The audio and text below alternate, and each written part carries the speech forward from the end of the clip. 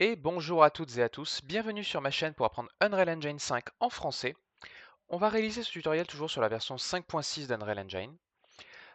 Aujourd'hui, on va continuer notre système d'inventaire, donc c'est le deuxième épisode. Je vous rappelle avant tout que j'ai ouvert un serveur Discord sur lequel vous pouvez venir échanger avec le reste de la communauté et proposer des tutoriels, donner votre avis, etc. Donc n'hésitez pas à nous rejoindre, le lien est dans la description et sur la chaîne. Donc, dans la précédente vidéo, on avait créé les fonctions pour ajouter un objet dans l'inventaire et la fonction qui permettait de trouver un slot dans notre inventaire. Cette fois-ci, on va réellement ajouter et comme vous pouvez le voir sur cet arbre, alors désolé pour le bruit, vous voyez, pour que l'animation se fasse, on a vérifié que j'avais une hache sur moi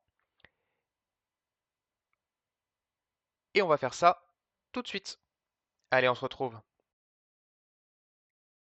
Ok, alors tout d'abord, on va revenir dans notre Inventory Component et on va revenir sur la fonction Find Available Slot parce que j'ai fait une toute petite erreur l'autre jour. On a inversé les deux ici.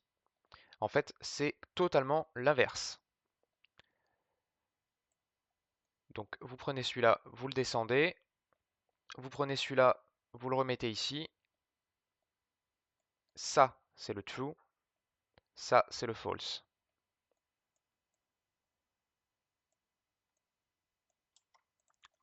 Pourquoi? Parce que si remaining quantity est différent de 0, ça veut dire qu'on a un problème.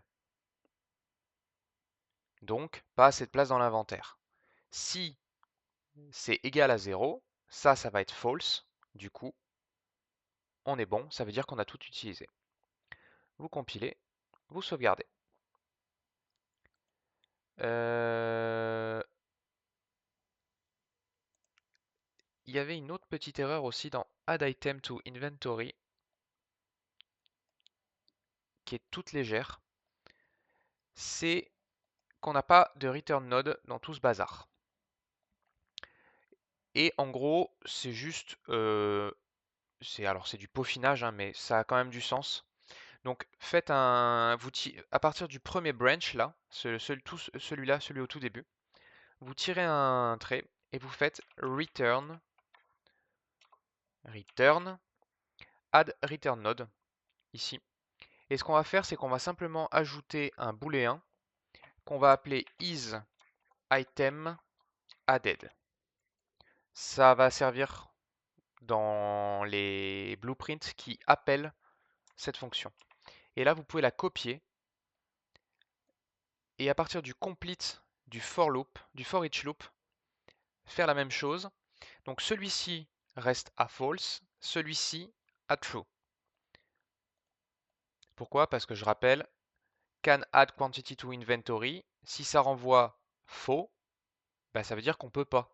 Donc bien évidemment qu'on répond non. Et l'autre, c'est quand le for each loop finit son travail, là on dit que c'est vrai. Ok? Bien. Maintenant que les corrections ont été faites, on va passer à deux nouvelles fonctions qui sont beaucoup plus simples que la dernière fois, je vous rassure. Allez, si vous êtes prêts, on est parti pour asItem in inventory.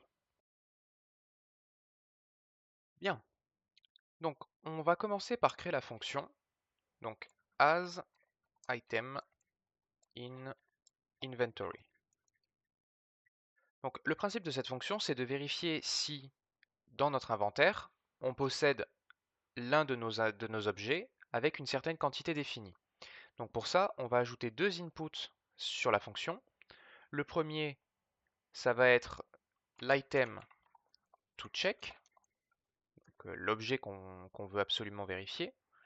Donc ça, c'est bien nos PDA inventory item.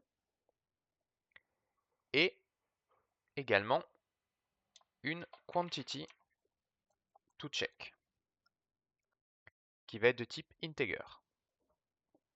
Ça va nous permettre de passer à la fonction l'objet à rechercher et sa quantité. On va aussi avoir besoin de quelques variables locales. Donc les variables locales, pour rappel, elles ne sont valables, elles n'existent que au sein de cette fonction. La première qu'on va faire, c'est isItem in inventory de type booléen. La seconde, elle va s'appeler remaining quantity et ça va être un integer également. Bien. La première chose à faire, c'est de prendre ce remaining quantity, alt maintenu, faire un set et lui passer la quantity to check. Pourquoi? Parce que comme on a fait précédemment dans le find available slot, on initialise la quantité qui reste à vérifier à partir de la quantité d'origine. Jusque-là, tout à fait normal.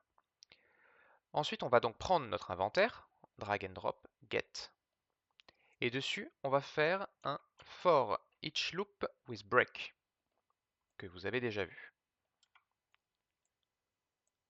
On le relie ici. On va break la struct pour accéder à son item et à sa quantity. La première chose qu'on va vouloir faire, c'est vérifier si notre item du slot correspond à l'item à vérifier. Ça permet d'ignorer tout ce qui ne concerne pas l'objet à vérifier. Je vais écarter un peu ça. Voilà. Bien évidemment, on met un branch. On le relie ici.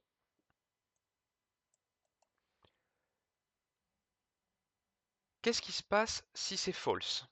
Si c'est false, on fait rien et du coup, on passe à l'itération suivante de la boucle. Si c'est vrai, on va vouloir vérifier une deuxième petite chose, c'est est-ce que la quantité qui reste ici est inférieure ou égale à la quantité dans le slot. Alors, à quoi ça sert? C'est simple, ça permet de dégager directement si, dès le premier slot, on a toute la quantité nécessaire. Ça évite de faire des itérations sur des choses qui n'ont pas besoin d'être faites.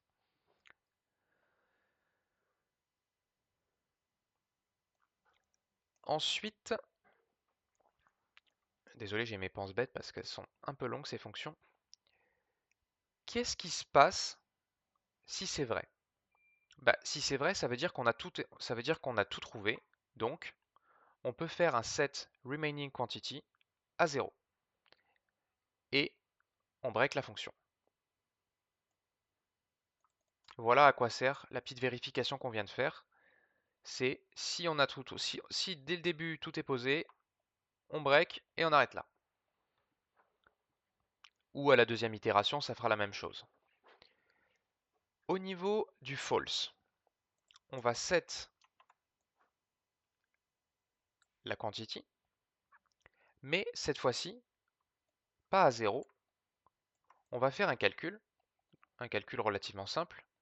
On va prendre la remaining quantity actuelle, donc on va faire un get,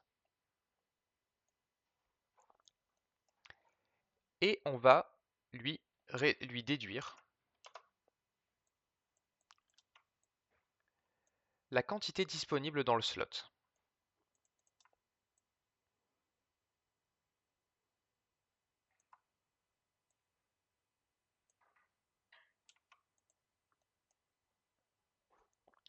D'ailleurs, attendez, je suis en train de penser à un truc là. Oui, si, c'est ça. Et ça, on le passe ici en remaining quantity. Et après ça, on fait rien du tout parce que du coup, on va vouloir que ça passe à l'itération suivante puisque ça veut dire qu'on a du reste. Du coup, dans la prochaine itération, il va refaire le même test dès le début, vérifier si ça c'est inférieur ou égal. Et s'il y a un deuxième slot de disponible avec cette quantité dedans, ça va automatiquement passer dans le true ici et faire un break de la fonction. histoire de ne pas faire la même bêtise que précédemment dans l'autre fonction. Allez, ça y est, ça me trigger ça. Ça vous avait manqué, hein, ma maniaquerie. Voilà, hop, c'est fait. On va faire un autre branch ici. Et on va lui passer dedans le même calcul que la dernière fois. Get remaining quantity not equal to 0.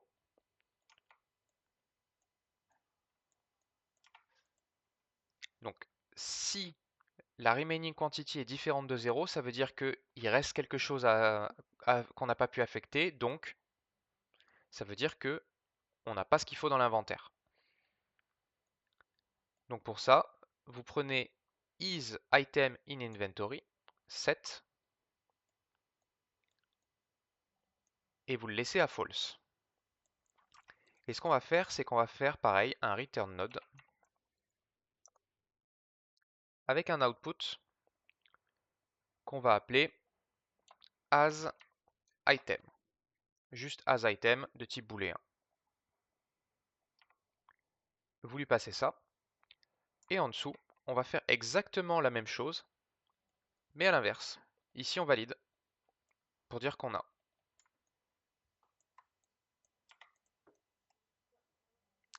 Et voilà.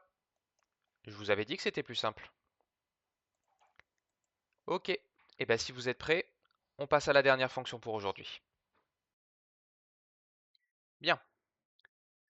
On va maintenant passer à la dernière fonction, qui est remove item from inventory.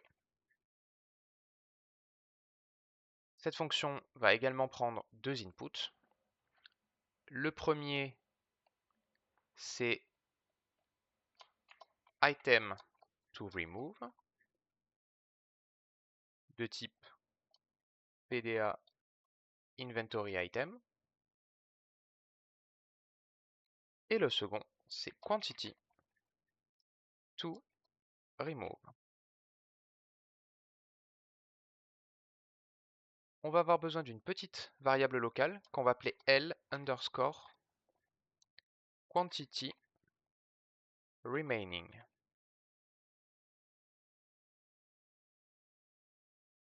On va commencer comme précédemment par set cette variable à partir de la quantité à supprimer. On va prendre notre inventaire et faire un for each loop classique cette fois-ci.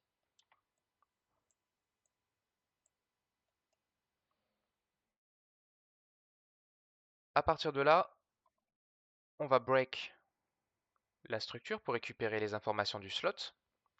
Comme précédemment, on vérifie si l'item dans le slot, c'est bien celui qu'on cherche, histoire de ne pas supprimer tout et n'importe quoi. Voilà. Je vais décaler ça parce qu'on va avoir besoin d'accéder. Oh que c'est gonflant. Voilà, merci.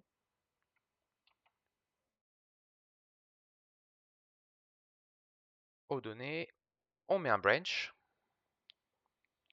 On relie.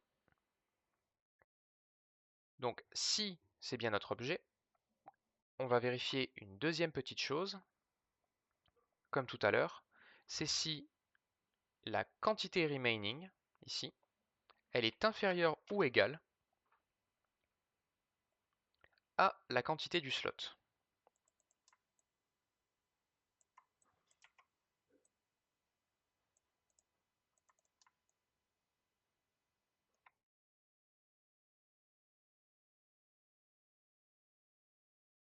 Si c'est le cas, on récupère notre inventaire, set array element dessus,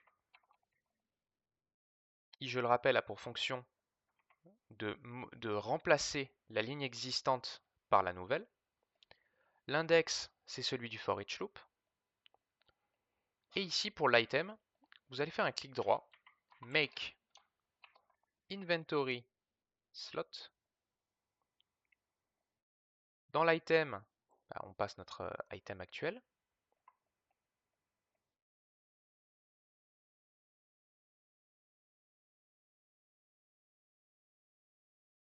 Et pour la quantité, on va faire un petit calcul. Donc je vais déplacer ça vers le bas. On va prendre la quantité qui est dans le slot, à laquelle on va retirer la quantité qui reste à enlever. Et on va lui passer cette quantité ici. Alors, je vais faire comme ça, parce qu'on va en avoir besoin en dessous. Et ça, on peut le passer dans l'item.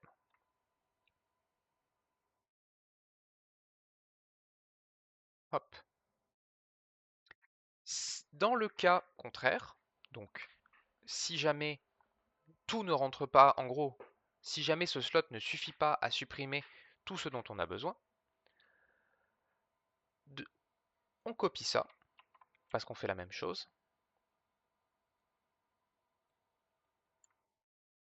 Comme ça. On copie le make aussi, parce qu'on en a besoin également. L'index, on va le récupérer ici, ça ira bien. Hop. Alors on va couper ce lien et relier comme ça. Tac, tac, tac. Voilà. Et comme ça. Dans ce make, l'item, c'est toujours le même, il n'y a pas de débat. Et pour la quantité, c'est un petit peu différent. On va prendre la quantité qui reste à affecter. On va lui retirer... pardon, je dis une bêtise parce que la quantité là, c'est bien celle-là. C'est juste que le petit calcul que je suis en train de faire, c'est quantité qui reste moins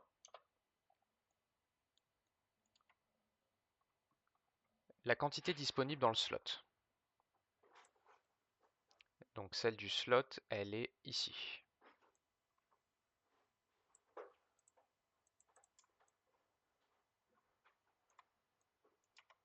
Ça, à quoi ça va nous servir? Bah ici, on va set la quantité remaining avec le résultat de ce calcul.